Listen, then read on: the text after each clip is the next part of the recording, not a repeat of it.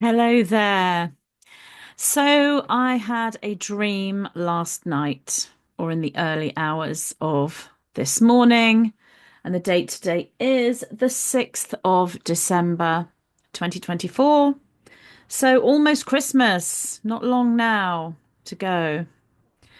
So, as I have spoken to you before, there are different types of dreams that I will have. And some of these are dreams where I become lucid and I am aware that I am dreaming. And then I can move that into what some might call astral projection or others might call out of body experience. And it feels, they can feel slightly different. And I can go into either of those through the lucid state. And then there are astral projections, which is interchangeable really with out of body experience. Many people would say they're one and the same thing, but there is a slight difference in a way. Astral projection is more, I would say, moving out of body, perhaps in a more floaty way and going straight into a visual sense. So it's more like a lucid dream, but you are aware that you've left your body. An out of body experience is actually stepping out of the physical body and standing out of the body, looking at your body asleep on the bed, walking through the door, through the wall, and uh, finding ways to move outside of your house, your area, your planetary system, and that can stay in a full out of body, or it can drift into a lucid dream or just a dream. It depends how long you're able to focus. And a full out of body, you would remain out of body and come back into the body and have full memory of the entire experience. So they're all different. So this dream that I had last night, it was lucid in the sense that I didn't know I was dreaming, but I knew I was witnessing something that I perceived as being in the past, and I was in communication with the nine. So it was lucid in the sense that I was talking to the nine. I was reliving an experience that I have had as a soul, and I knew that I was reliving that experience, and I knew that that was a memory from the past, but I didn't realize I was dreaming this. My awareness was that I'd been taken to this place and that the nine were with me and that they were assisting me in my witnessing. So it was more like really I had witnessed a reality and I was able to interact with the nine and control what I witness and what I do not. So, sorry, I had something in my eye. Okay. So let me talk to you about the dream. I'm not sure how I got to this place. I just remember, and this is the thing with lucid dreaming and with more of an astral projection type dream, you can't always remember everything because the dream state is intermingled with the lucidity. Whereas with a full out of body experience, if you remain focused with it and anchored with it, you'll remember every single thing. So it wasn't one of those. They're all different. So I don't know how I got there, but I just remember I was stood in front of a stone staircase.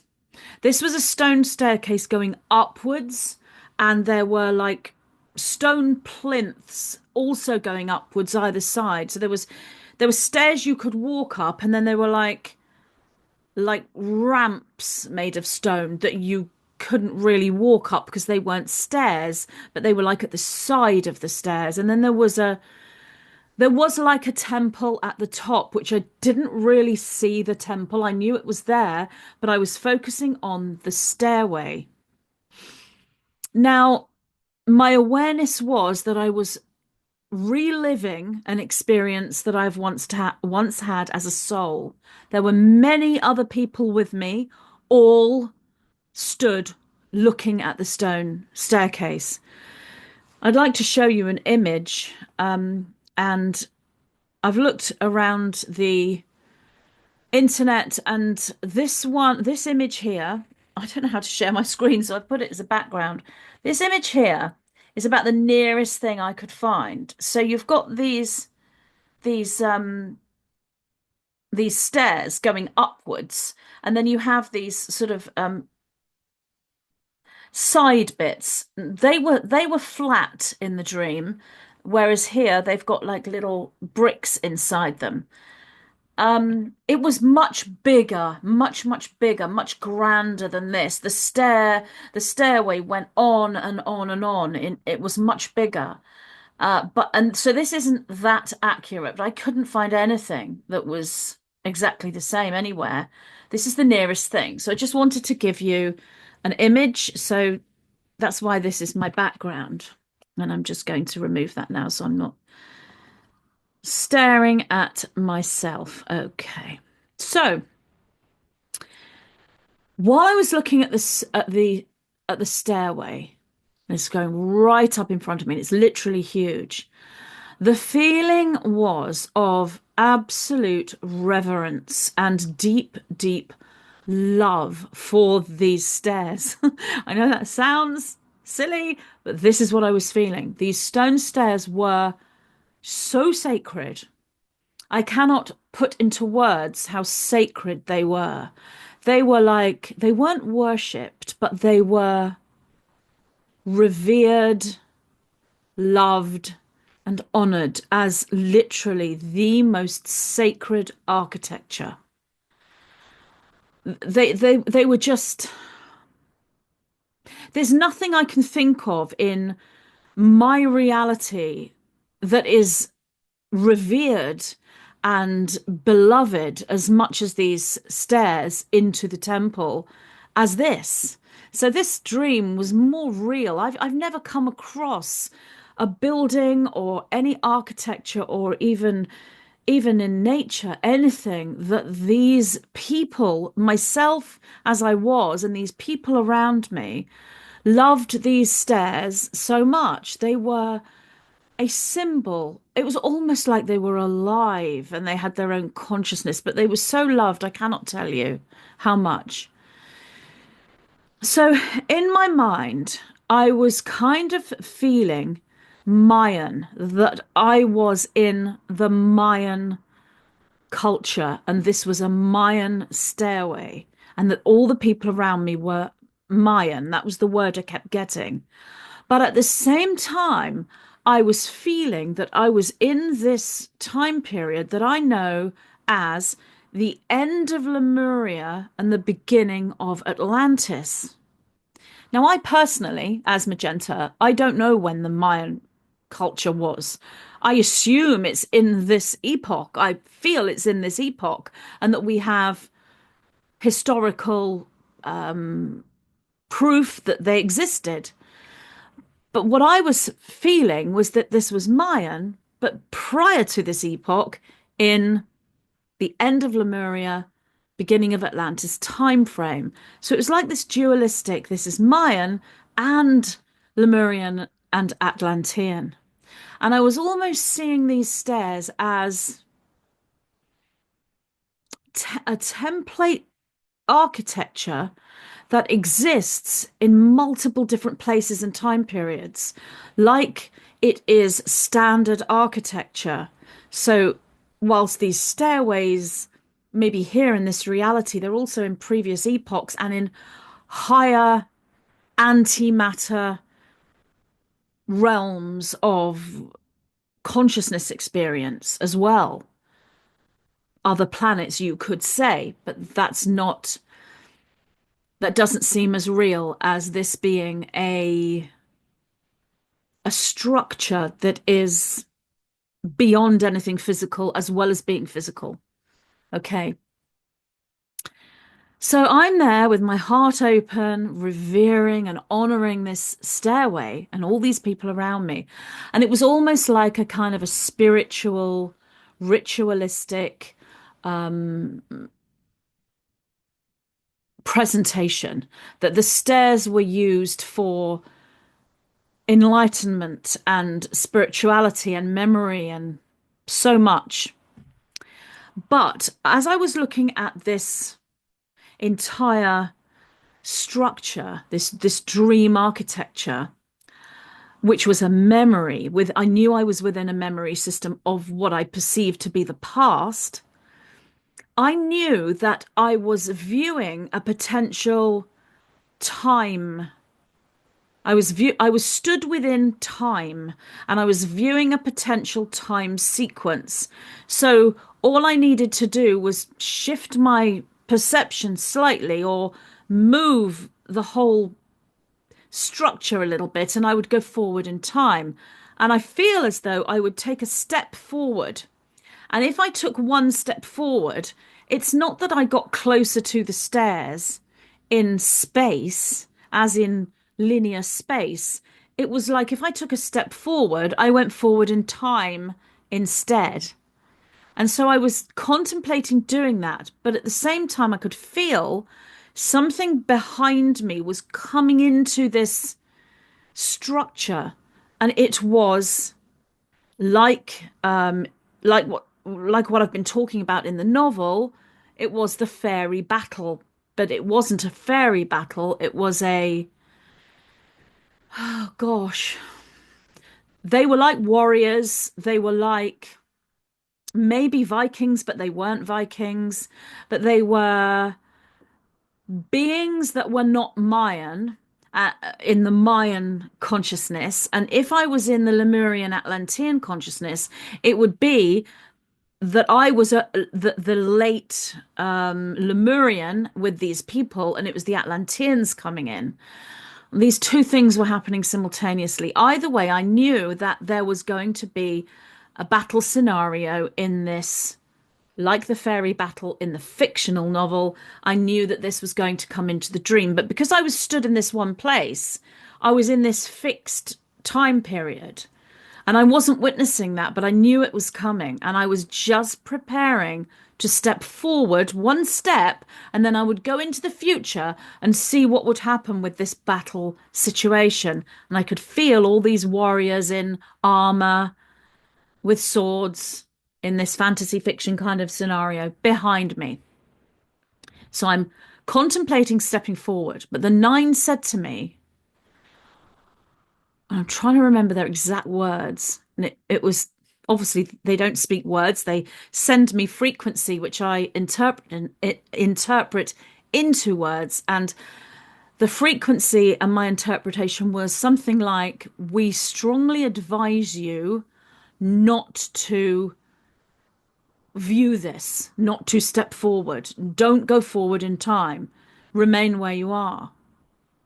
I said, but I want to see it. I want to see what happens to the stairs. And I didn't really see the temple at the top, but I knew it was there. I knew the stairs led to a temple, and I knew that something was happening. Let me see. I want to see what happened because I knew it was a memory. But at the same time, the nine was showing me that it's not just a memory, it's a living experience that is occurring right now within simultaneous time. So I would be reliving an actual experience as if it was happening now, even though from the linear perception, it happened in the past and I'm reliving a memory. So the memory and the simultaneous occurrence of this happening now are one and the same. So the nine was saying, again, we strongly advise you to remain where you are and not step forward to view what happens. So they were saying what happens as if it's going to happen next. Whereas I was thinking it's what happened. My mind was this happened in the past and I'm reliving a memory. But the nine was saying it's going to happen to me, I was going to witness this. So I'm allowing something to happen. And what if I stayed where I was, I didn't need to experience that, as if basically it's a current experience rather than a past memory, like they're one and the same. And they are one and the same. Oh no, I said, I want to see. I want to see. I wasn't really listening to their advice, their guidance. I want to see. I'll be fine. I'll be able to deal with it. I promise. I want to see. Please let me see. And they said it is your choice. It is always your choice. So they advised me twice not to witness this. And I didn't listen. And I told them I'd be fine and I can handle it. So they allow me to do this. And it's like they were overseeing the experience and generating the memory. I guess if they are my higher self, they are my DNA, they are my future self, they are my higher consciousness, they are my memory system, then I can communicate with that structure. And yes, it is engineering it because it's the memory, even though the whole thing is me, if that makes sense. So I stepped forward. I took one step forward. And then I witnessed what happened. And so I don't know how much time passed, but it was almost like where I was stood, it was about to happen. They were incoming warriors. And when I stepped forward, then they came in. And what I saw was just awful to witness. It basically, these warriors, these fairy battle characters that were kind of like Vikings in a way, but they weren't Vikings. They brought forward destruction of the stairs, and there were like these big balls of stone that were thrown against the stairs, and they were destroying the stairs. So they were kind of collapsing the temple. Now, I know that doesn't seem like such a horrible image in and of itself. However, if you are in the spiritual awareness and you are going through the ascension process, cellular memory cascade, enlightenment, you will understand just how awful an image this is. But the issue wasn't just me, it was this all these people that were with me, the entire collective were in absolute despair and shock and horror and grief. It was grief. It was like a person was being ended. But these were stone stairs. But it was like it was the destruction of the most sacred architecture ever, the destruction of the stairs to the temple. And it was like the stairs were synonymous with raising upwards. It was like the destruction of that. And I felt this grief. And the grief was just such an outpouring. And when you're in the dream state and you are somewhat lucid, everything is amplified. So the grief was just unbearable. And I was crying in the dream, not in real life, but I was, you know, outpouring all of this grief from me. And then I knew that I had rolled time on and that the next phase of this image was about to happen, that something more was going to happen. I assumed with the temple at the top, but I wasn't sure. And I just said, stop, please stop it. I don't want to see any more. Stop. And then I felt that the nine froze the image. So it's like it stopped. I know this sounds so weird, but this is what I saw. The image froze and I stopped and all I felt was this horrendous grief, this awful grief, and then I woke up. So since I've been awake, obviously I've been integrating this, placing it, doing all the exercises as in, yes, this is a metaphor, it's a teaching, I need to learn from this, but at the same time, it's not real. There's no need to feel grief, but the grief is so real. And I still kind of feel it as I'm reliving the dream.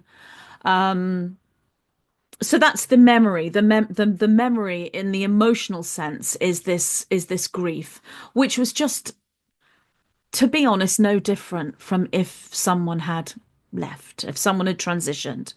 You know, when I lost my father, when I lost my dog, I'm just picking two awful grief moments out when I lost my grandfather and my, dear friends. It's the same feeling. It's the same feeling, and yet this was the destruction of a stone stairway into a temple, but it was the same. In certain respects, it was even worse, really. But obviously, I processed this as soon as I woke up and put myself back into linear time, back into the perspective of that was just a dream, just to take it down, not to diminish it, but to place it so that I don't carry the grief through my day. Because if you have dreams like this, sometimes you can carry it through your entire day. And the idea is to use it for learning. But I did need to speak to the nine as to why they were trying to stop me.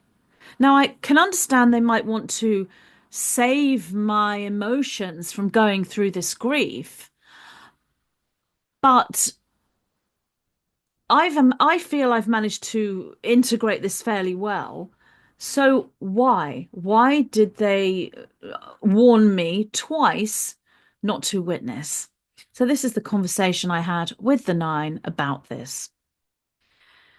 So I asked them, why did you try to stop me witnessing the destruction of the stone stairway? And they replied, in the empathic resonance and broadcast radiation of signal state of consciousness you had entered, the grief template is imprinted both upon your DNA matrix configuration and that of the multiversal reality structure. We were therefore guiding you into the knowing that this was not an easy path to walk, given the collective memory of the temple template destructions. Okay, so I asked them, I'll go through this in a minute. I asked them, did I cause an issue in the multiversal reality structure? Because they're saying the grief template's imprinted both upon your DNA matrix configuration and that of the multiversal reality structure. So, did I imprint a grief template on the multiversal reality structure by witnessing this? So that's what I'm asking them. And they said, we placed you within the training ground, which is an individualized matrix reality bubble. So you did not present imprinting into creation, only within the presentation of your own fields. So it seems to me as though the exercise I was about to undertake by stepping forward would normally imprint grief into the field. I would add to a grief template, which is not what any service to others polarized positive individual would ever endeavor to do. I didn't obviously understand about putting myself in reality bubbles, but the nine did that for me. Now I'm aware that in the dream state, if you have your guidance system with you, or any guide, whoever that may be, they will guide you through the dream time fabric. They will assist you in your dream travels as a dream walker, which is the witnessing of the dream, and a dream weaver, which is the actual um, changing of the dream, which is what I was doing by moving forward in time. So you're dream walking and dream weaving, and your guidance system will assist you because when you're in that realm, you're very much a novice and you're kind of innocent, and everything is very sort of, wow, what's this? But there are codes of conduct, let's say, and there are ways to navigate through so that you don't inadvertently create further templates that would be in alignment with what the darker structure would do. And the grief template isn't something that needs to be placed in the field when that's part of the hijack in the first place. So they protected the field, as in the consciousness structure, by placing me within the training ground. And there are rules within the training ground which state this individual is learning and training, and you are given that because you are in some way adding to the great awakening of others. So if you are awakening others in any capacity, You will be given the training ground in which to experience these things. So that's what they said. So I asked them, so did I cause an issue within myself? Because they said here, the grief template is imprinted upon your DNA matrix configuration. So have I imprinted a grief structure on myself? I mean, great, it's not in the field to be utilized, but is it in me personally? And they said, the memory of the grief and destruction template, if it is processed, placed, integrated, and mitigated, then there will not be issues of a negative polarity, as all is growth and learning. So I think what they were saying is, I now have to process, place, integrate, and mitigate the experience. And if I don't do that, I'll hold the grief template in my fields. So the nine are placing me into this training ground so that doesn't go into the consciousness field. But I need to work, I need to do some work. So basically, the reason why they were advising me not to take a step forward was because they knew I'd have to do a ton of work, which I realize I have to do. And I'm in the process of doing that. So I then said, can I share this experience with others? Because if they'd have said no, you must remain private with this, then I would have done. But they said, this is your choice. So it's my choice to share this with you. They can't tell me whether I should or shouldn't do that. But they said, if you do this, you can mitigate by drawing attention to the grief templates, the destruction of the template temple memory system as its catalyst, and the antidote. So they're basically telling me that yes, it's my choice, but if I do share, they are advising me to draw attention to the grief templates, so make you aware of them. The destruction of the template or template temple memory system. So I'm making you aware of that and the antidote. So I said to them, what are the grief templates and the destruction? And what is the antidote? And they said, this is the quest we are most best pleased to respond to, if you will. So a cohesive guidance system, once you're at a certain level at least of awareness, they won't tell you things unless you ask them. I mean, it's really like that from the beginning, but when you're a real beginner, you're going to be putting out a call for knowledge anyway. So that's kind of an asking. But when you get to a certain level, you really need to ask the question and then they'll come in. And that's the same with us here in the human reality, which is not an easy lesson to learn. But if others don't ask us a question, we have to decide by walking the path of integrity, do we tell them? I mean, do I have someone come round my house who doesn't know anything about anything? And, I don't mean anything, but I mean about what's going on in this reality. Do I just say, hey, did you know that this is happening and that's happening? And guess what they're doing? And guess what their agenda is? Do I start telling this person all about the fictional novel? Do I mention the overlords and freak them out? Do I do that? Is it my role to do that? Early on, I would have thought, yes, tell everyone. Before I got online, I used to feel this about spirituality itself, about anything I'd learned, I wanted to share and couldn't understand why some people were like, yeah, all right. Can we not talk about something else? I'm like, what's the problem? I'm telling you about these amazing spiritual truths and these experiences I've had. Yeah, I know, but it's boring after a while. What? Boring? Because someone who isn't at that level of awareness can't get their head round it. So it's not really boring, that's not the right word, but it becomes painful almost for them to get their brain around it. So is it your job when you're in a certain state of expansion and another person is not? Is it your job to just tell them? Or Do you wait until someone asks you a question? As in, do you know why this is happening? And you can even um, clarify that they want an answer. You can say, yes, I do, or I have a very good idea why, or I have my own opinion why, however you want to answer that. Would you like me to tell you? Would you like me to share with you? Yes, please. And then you tell them. So that's kind of where I am now. And it's something we have to learn, as we go forward. But it's the same with the guidance. It's the same with the guidance system.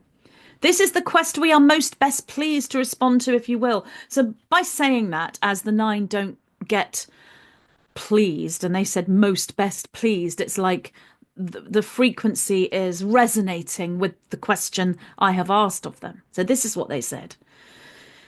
Grief templates are lodged within the fields from the collective consciousness of humanity at the witnessing and the experience of the destruction of the temples at the metaphoric and literal level, and thus the template which is the temple within. The perception was destruction, yet the reality is reduction. We speak here of the 12 strand into the 144 strand DNA quantum template, and I expect many of you have already realized that that is what this is symbolizing, which is why there's so much of an outpouring of grief and why there are so many people witnessing in their collective cellular memory cascade.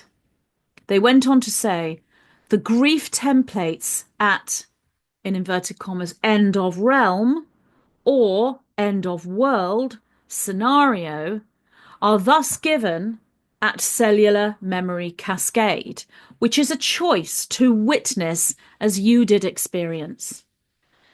The hijacking of the bearing witness to the end of realm structures is the reconstruction of such at simulation level, which is that which you enter into in your year of 2025.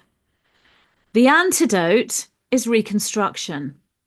This is the reassembling of the 12-strand system, as so too the new temples are thus rebirthed. The architecture returns to you as the knowing of all that was. The destruction is therefore known as a temporary template, for all has remained and the temples remain standing. So let's go back to the beginning of this and see what we can get through. In the empathic resonance and broadcast radiation of signal state of consciousness you had entered. So what does this mean? So in the empathic resonance, so in the dream, I was in a state of resonance and empathy with all the people around me, the stones, what they meant, the warriors behind me that were coming in. I was in a state of resonance with the entire dream landscape. So broadcast radiation of signal comes with this, meaning that my empathic resonance, because I'm at a level energetically where in the dream state everything is what's the word? Everything is multiplied, everything is bigger, grander, everything is larger. So if I'm in empathy and resonance, I'm also in a broadcast radiation of signal state of consciousness. Now, I feel that perhaps the reason why they were giving me the warning and why they then entered me into this training ground is because I was not controlling my fields enough to be able to be empathic and in resonance and not broadcast the signal. And that's because I'm a beginner in dream work, I mean, I know I might have been talking about this for many years, but this is a long, long study and a long journey of lifetimes. And who's a beginner and who's a master. I mean, to those who've never done this, I would be a master. But to those who have been doing this for multiple lifetimes and are already so adept at moving through these realms, I'm a complete beginner. You are both as well. So that's something to be aware of. So I didn't prevent broadcast radiation of signal in my state of consciousness. And the reason why is because empathic resonance and broadcast radiation of signal are two sides of the same coin. And you're automatically going in and you're resonating with everything, empathizing with everything, and broadcasting it back out there. So it's like this cycle that you're in because you're in a state of frequency. You're in a frequency body in the dream state. You're not in the physical body. You're in a frequency body. You're in the antimatter template. Your body's merged with the environment. So that's what they mean there, I feel. The grief template is imprinted on your DNA matrix configuration and that of the multiversal reality structure, which I have explained. As I feel this grief, witnessing these stairs being destroyed, I'm placing this grief into me and into I'm radiating the signal outwards into the fields. So they were saying they were guiding me into the knowing that this was not an easy path to walk because I'd need to do some work, but given the collective memory of the temple template destructions, this is the reason why, this absolute piece here, this is the reason why I'm sharing this. Because the collective memory of the temple template destructions is collective. Anyone moving through enlightenment awareness, cellular memory cascade, past life memory, dream work, meditation, on that pathway, you all have collective memory of the destructions of the temple, which are actual structures, because I was reliving a memory. It's a metaphor and it's literal.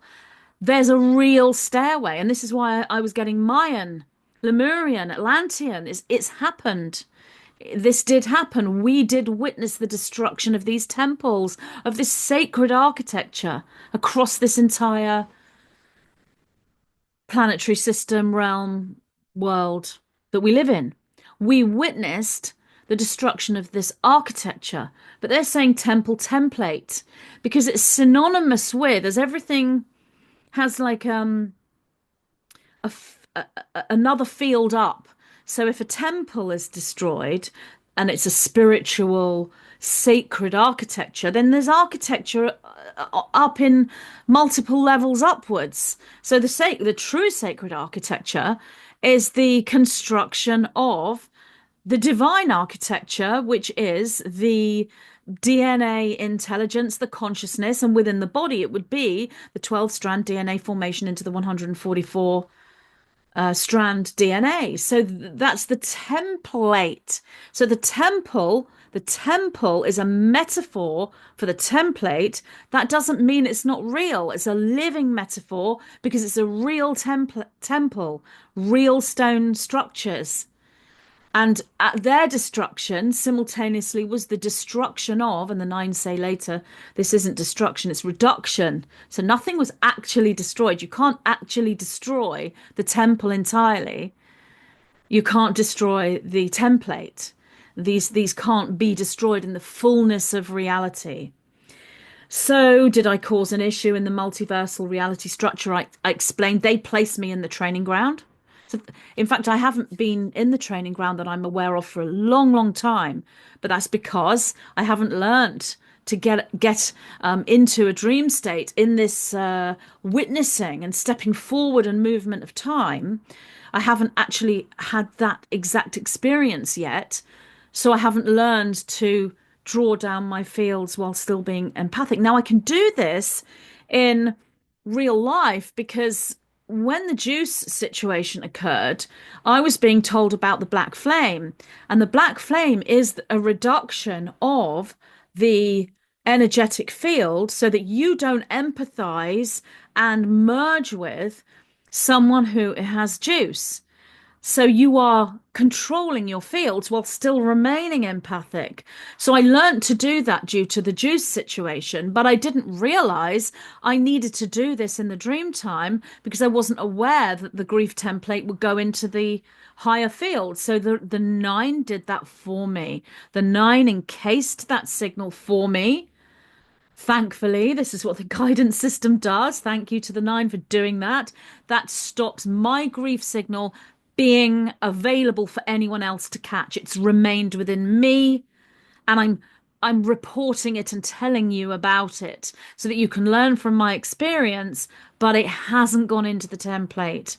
So that anything I radiate into the field would be of a positive polarization and not of a negative polarization, as grief is within the negative.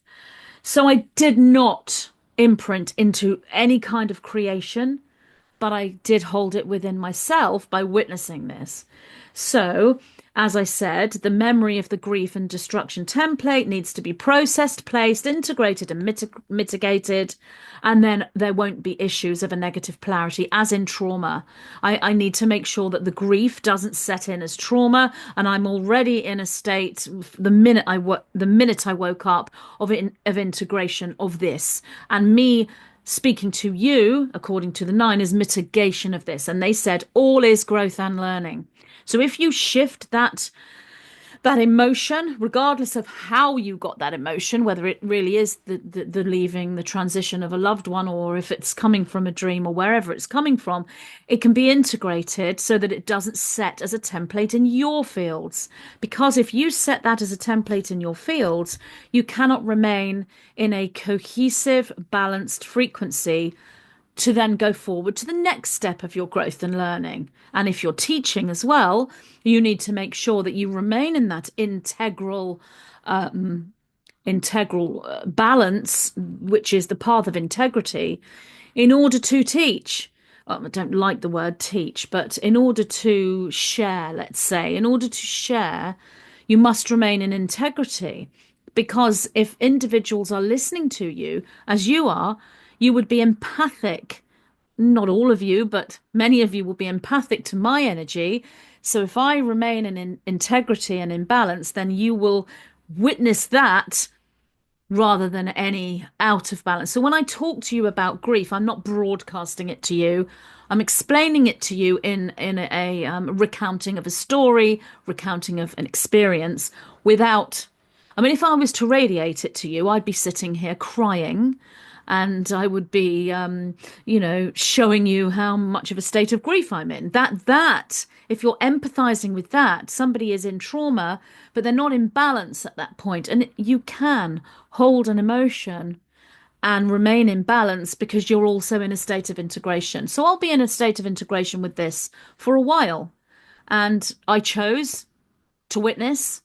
And I've learned from this, as the nine say, all is growth and learning. I now know that there was destruction of stone stairs and temples that were sacred in a Lemurian Atlantean period and also in the Mayan reality here and potentially in other places, realms, systems, worlds, as this is standard architecture. And I also know it's synonymous with the reduction of the DNA template. So I hold more awareness now than I did by witnessing that. But now I have to do some work to integrate the grief. Okay.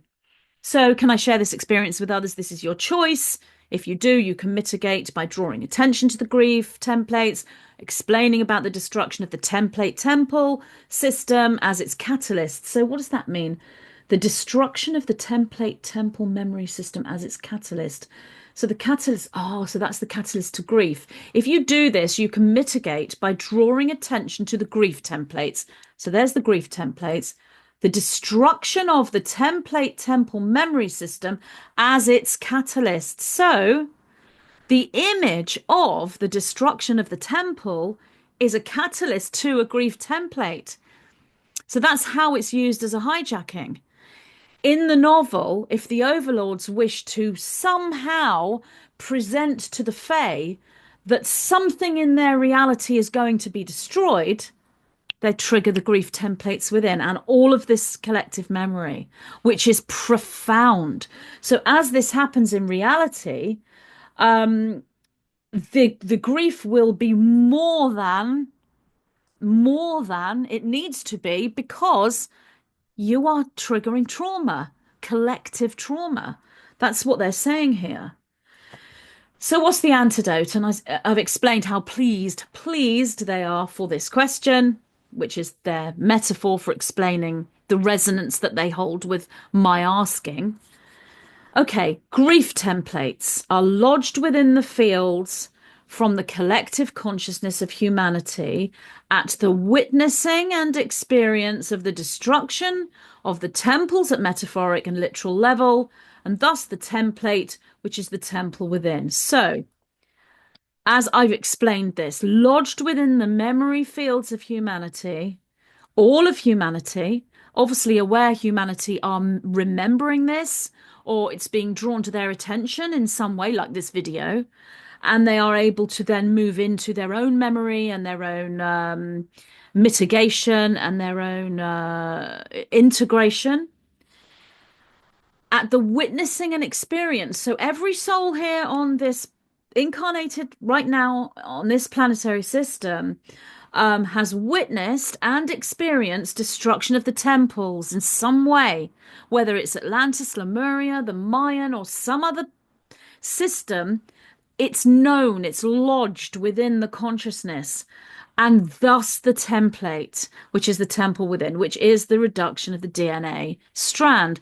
Every soul has had that higher template, DNA template configuration drawn down into the double helix. Every soul. So that is going to be also a collective memory with the image of the destruction of the temple as a mirror to that situation, to that experience. Then they go on to say the perception was destruction. So the perception of the temple and the stone stairway, that's this. I'm just going to lean there. This here. Similar structures. That's the destruction of that, the perception of the destruction of that, and the perception of the DNA being reduced down was destruction, which is why there's such an outpouring of grief.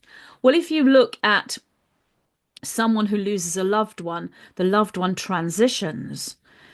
If that individual is not in a state of awareness, the perception is, regardless of grief, grief is going to be there no matter how spiritually awake you are. You are going to grieve when a loved one goes. For those who are not in that state of awareness, the perception is destruction, or that's probably not the right word for transition, but the perception is ending and gone, as in they've gone. And that's why it's so profound in grief. So the destruction of the stone stairways into the temple, it's perceived as destruction of the construct, destruction of the highly sacred architecture, destruction of the DNA template itself, which is one's God source memory system, knowing and creative ability. And when someone passes over, the perception is that they're gone. All of these are not fully correct because the 9 go on to say, and they say we're speaking here of the 12 strand into 144 strand DNA quantum template, the perception of that. The grief templates at end of realm or end of world scenario. So what you have here are grief templates at the end of the realm, as in destruction of the realm, destruction of the world in the novel. So the Fae in the novel could hold grief templates at end of realm or end of village because of the memory, the consciousness of the memory of what they have witnessed and experienced with the stone stairs, the temple, and the DNA. That becomes an end of realm or end of world scenario in their mind. So it's lodged as trauma in the collective fields. This is what we are clearing by integrating it within ourselves. We then will integrate that within the collective. And that's what we are doing. We're clearing this out, but it's still in there at the moment. It's not lodged as much as it was. It's been cleared a huge amount by the grid workers because as they work with the grids on the planetary level and all of the sacred structures and the sacred sites, they're working on the DNA films fields and the consciousness as well. So there's been a massive amount of clearing already, a really massive amount, but it's still there and more clearing needs to be done in the novel. So the grief templates at end of realm or end of world scenario are thus given at Cellular Memory Cascade. So we, as awake and aware ascending individuals, are going through the Cellular Memory Cascade. That memory cascade is not all about love, light, and roses, as I have discovered. It is about memory of the loss of the DNA template, the loss of the consciousness structure, or rather the reduction of it down from the the quantum DNA strand configuration, 144 strand configuration into the 12 system, down into the double helix, and the destruction of these ancient architecture sites, and the way that these grids have been in the novel hijacked by the overlords. All of this is given at Cellular Memory Cascade. So you're given you basically what I'm saying is you're given memory that is not all nice and lovely. And I think my experience of stop, I don't want to see any more, please. And they freeze frame. No more, don't see any more of that dream. I don't know what happened after the stone stairs. What happened to the temple? What happened next? I don't know because I don't want to see it. If you're at that place, then that's fine. You witness what you can. So you are controlling your cellular memory cascade, basically. That's what I was doing in the dream. So it cascades in and the light cascades through in waves, as in this sine wave. So you may go through a couple of weeks or even a couple of months where not much is happening and you're in the third dimension and you're not really experiencing any awareness or memory. And then whoosh, you have a moment where every night these dreams are coming in, or every day this awareness is coming in. So you're going up into a spike of the cellular memory cascade and it cascades down into your fields. But you can control it. You can feel, I want to have this awareness, but okay, this bit isn't very pleasant to remember and witness because it's all happening now. So let's just hold that right now. Let me process this and then we'll go forward and see more. So that's kind of what I'm doing here with my experience. You may have a dream and you may be fine. You may be able to witness the whole thing.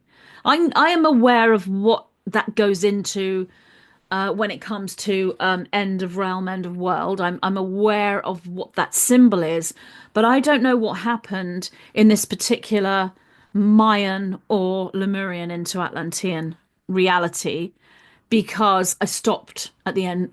You know, I saw a bit of the stairs. I saw the destruction of the stairs and I stopped. I didn't see the temple itself. So I freeze framed, I helped the nine freeze framed the dream for me so I can process the outpouring of grief, which was already at its highest point. I didn't want to go any further. So that's what you're doing. You're controlling the cellular memory cascade. So they're saying that the grief templates at end of realm or end of world scenario are thus given at cellular memory cascade, which is a choice to witness as you did experience. So I was given a choice point here. I mean, they didn't actually say to me, you can choose between witnessing this or not. They said, we strongly advise, not advise, they don't advise. We strongly suggest to you that you do not go forward. And there's me, oh, I want to. So that's my choice, really, playing out between me and the nine. And when I actually said, please let me, and they said, it's your choice, I made the choice. So I had a choice point, a dream choice point, and I made the choice to experience it. And now I need to mitigate and integrate the grief. And thankfully, it hasn't gone into the higher fields. Okay, so the hijacking. So we're talking about the novel here. the hijacking of the bearing witness to the end of realm structures. So, bearing witness to the end of realm structures. So, we're talking about the DNA template and the stone staircase and the temples. The grief template, the hijacking of bearing witness. So, every collective soul has the memory of bearing witness to that. That's being hijacked.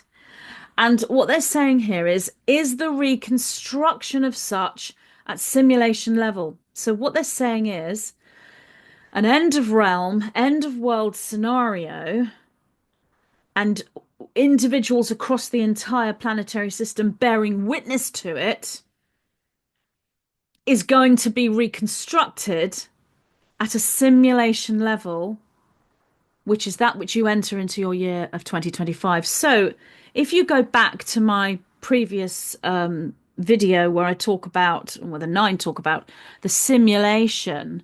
So we're talking about the fairy battle and we're talking about the simulation of the fairy battle. If you haven't seen that, go and watch that because that's what they're talking about here. So this is yet another confirmation that that's where they are going. They are going to hijack the bearing witness to end of realm, end of world, the structure that's already in the collective field, already at trauma, even though masses of clearing have been done. And that masses of clearing will mean that there's quite a large percentage of individuals that are immune to this. Because the clearing that's taken place with grid work, with these sacred structures and sacred sites, and the remains of all these amazing sacred structures and sacred sites, will be clearing and paving the way for DNA activation because the temple and the template are one and the same. So if you're clearing work in a physical temple or anything that is utilized as a temple or a sacred site for expansion of consciousness that has been used by our ancestors, if you will, if you want to look at linear time, that there is simultaneous to the clearing of the DNA hijacking, allowing more light, more crystalline light to flow. So you have a huge amount of people immune to this. They will be immune to this. I mean, I witnessed this and I went through this, and this is another reason why it's the training ground. If you witness this in dream time and you go through that, you don't necessarily need to ever go through that in actual life. So although the nine were telling me not, we strongly advise you not to look, were they really advising me not to look? Because we've got a two-way thing going on here. It's like if I really was going to cause an issue for myself or for the field and I wasn't able to deal with it, would I even have been given the dream in the first place? So there's a multiple layers going on here. It's kind of like your child. Your child is learning to walk and they want to walk sort of 3 steps from the chair to the sofa. You're going to say, I strongly advise you don't do that because you might fall over and then you're going to have to deal with falling over. But you also want them to walk because you're their parent and you know that that's part of their physical growth. So that's what's coming from the nine. It's like we want you to do this, but we're advising you not to. Just like the parent says, don't take the 3 steps. Try if you want to, but I'm asking you not to. And then the child takes 3 steps and falls at 2 steps, hurts their knee, cries, you pick them up. But that child has learned. That child learned. I can't get from the sofa to the chair yet, or the chair to the sofa. I need to try again in a month's time or when I'm a bit bigger. So it's the same kind of thing, really.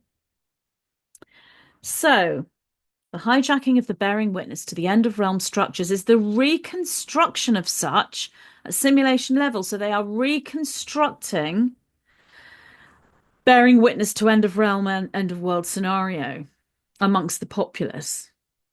And you enter into this in 2025. So this is the same thing as what I was saying in the last video that's occurring in the novel, that's yet to come in the novel. And now the novel was talking about fairy battle, and this is talking about end of world, end of realm. So that would be end of village, witnessing the scenario of End of Village, imagining how all those Fae would feel. And it reminds me of that film Avatar, the first one, where they go in and they are destroying the habitat and the world that the Navi live in, and their beautiful sacred tree. They have this gorgeous sacred white tree. And anyone who is awake and aware to a certain degree, they would have felt this, and they wouldn't have understood why they would feel so bad when they watched Avatar at that bit. They would have maybe tried to liken it to other situations in life, but if they're higher in their awareness, they would have realized that this is a memory template that's been triggered, because that's exactly what happened.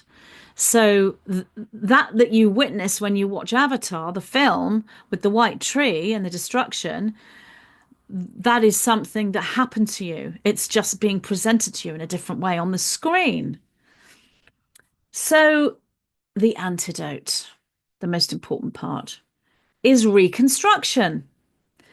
This is the reassembling of the 12-strand system, as so too the new temples are thus rebirthed. Let's just stop there. So reconstruction, the reassembling of the 12-strand system. So we're having the clearing, all this grid work that's been done for so many years, multiple grid work with all the sacred sites, allows flow within the template structure, the crystalline energy to come up, and the DNA reconstructing itself. And as soon as the collective get to the fifth strand, they can move to 12-strand, because three and four are linear in a sense. Once you get to the fifth strand, you can then move to 12. So you might not have actually reconstructed to the full 12 strand template, but you will have the ability to access the memory for that, and then you go forward and you are able to access these parts of the DNA template. So you have a lot of people who are already in that place. This is the reassembling of the 12-strand system. As so too, the new temples are thus rebirthed. So they are saying here that architecture is being rebirthed as well. New temples will be built. Now, does that mean here on this physical reality, is new architecture going to be built that is sacred architecture? That may well be the case. I mean, often it falls down into the literal. There may be people out there now building new sacred architecture or reconstructing the old architecture back to its original form. But I also feel that this means that if you're looking at the epoch, end of Lemuria into Atlantis in a linear level, so you're looking at that in a line. So let me use this. You've got the no, that doesn't work. So you've got Lemuria here, Atlantis here, and then where we are here in a line, because everything is in simultaneous time, it's actually a spiral. So you can take Atlantis and Lemuria in that period, end of Atlantis, end of Lemuria, beginning of Atlantis, and place that on top of. So what you have here is realms like this that spiral upwards. So if there's been in your memory system destruction of the temples, they're being reconstructed in this fifth dimensional field. So what you're looking at here is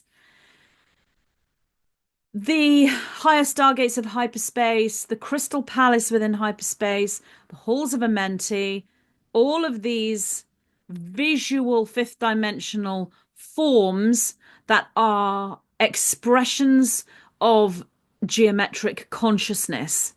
So they are the pre-matter templates for reality itself. That's all being reconstructed. So really, what that means is galactic DNA.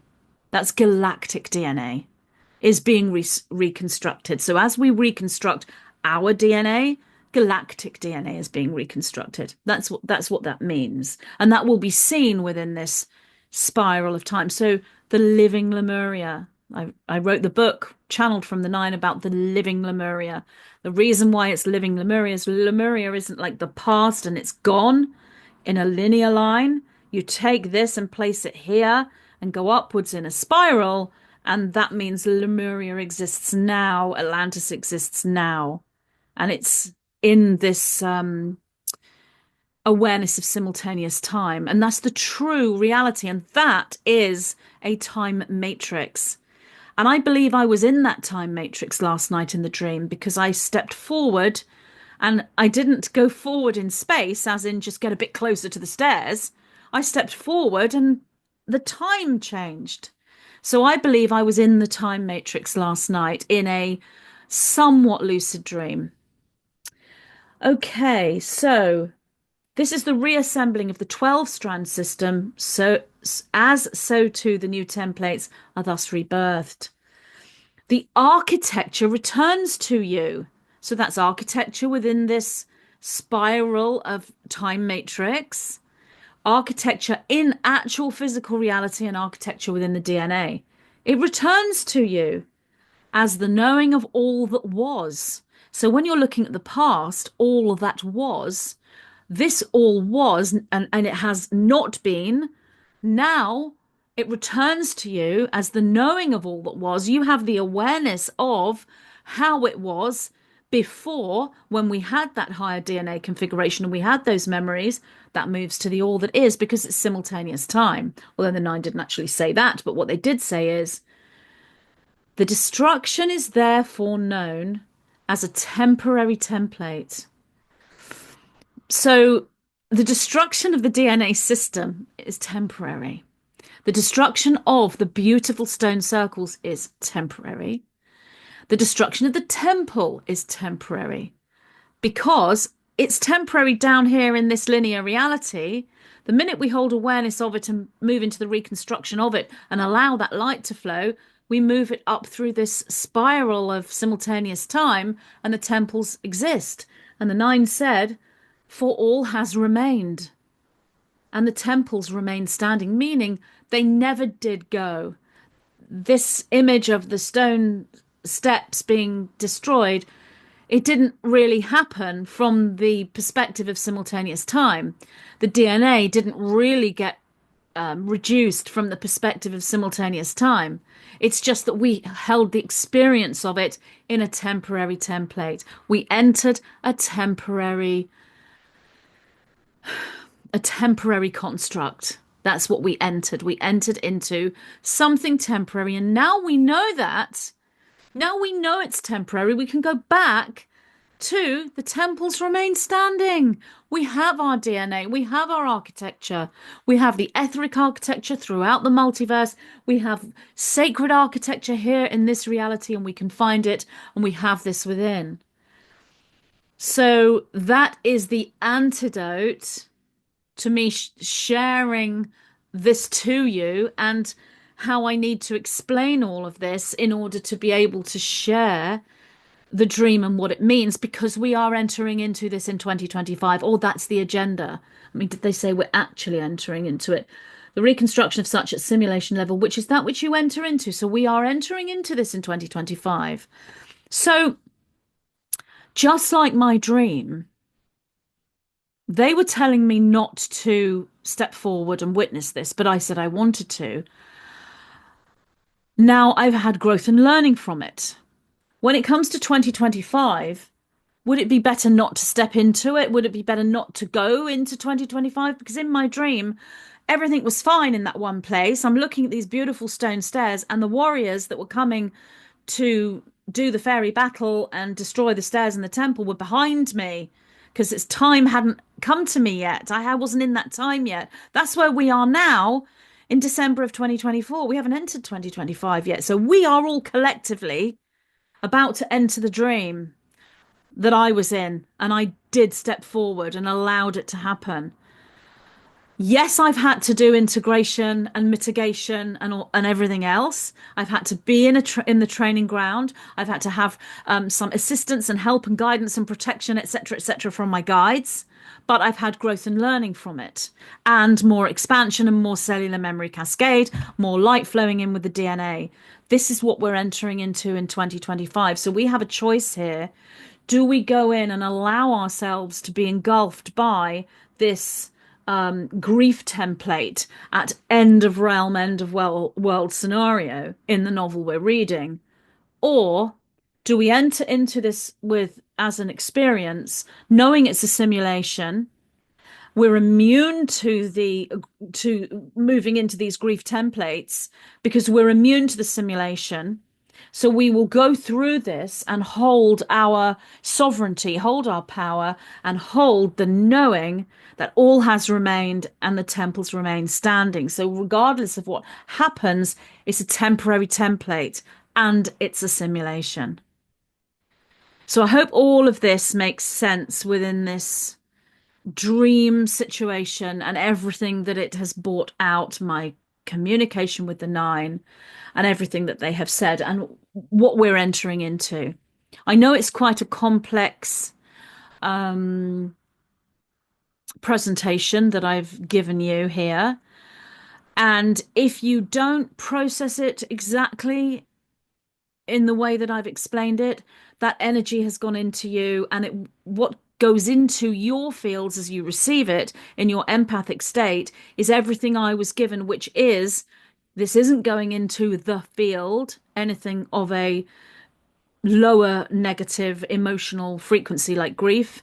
It's coming to you with the protections and caveats that the nine gave to me. And I'm giving you the same. So you're in the training ground, basically. As you hear this, as you process this, it isn't going to cause any trauma being set as long as you are in a state of integration and awareness. And the antidote here is reconstruction and being aware that all has remained. The temples remain standing, the template remains at its 12 strand level, and anything outside of that is a temporary template, never permanent. And it's the same with the individual who's lost their relative. They're not gone. They have left their environment at that point. They have left the physical reality, but they're still there. It's temporary because the individuals who've lost the relative are remaining in the physical until they transition, and then they'll see each other again, and they can see each other now if they're receptive to that. So that's everything really regarding this dream. But one thing I'd just like to say before I go is I did mention in the last video, I talked about some of the dreams that I'd had, and I'd had these dream images. And one of those dreams was me walking round and round in a circle with several other women, all wearing long, sort of cream white robes, and that we were healing. We were healing places. And in my dream, it was Palm Beach in Florida, and it was a beach in California, and I woke up with the song Santa Monica Boulevard, or all I want to do is have some fun and everything. That was the song. Well, I just like to say I had several women email me, and they have all experienced a very similar, and for some the same dream experience where they're walking around in a circle with long white robes. Some women have actually done that and have actually been in sacred circle in physical reality, but the majority had experienced this in dream time. And there were two people that emailed me that actually live in Santa Monica, and they had this same experience, and they live in Santa Monica themselves. So they were quite blown away when they heard me talking about this. So this just shows the collective dream reality, the dream time consciousness we can move in together. And I knew when I was in Sacred Circle in that dream that the others were actual people. And I feel the same with the temple. I wouldn't be surprised if, and these were men and women, I wouldn't be surprised if you yourself have also seen a similar dream. If you have, please email me and let me know. It's so interesting how we are all so connected. But yes, I just wanted to say that before I say goodbye. So thank you so much for listening, and I'll speak to you all again soon. Lots of love. Bye.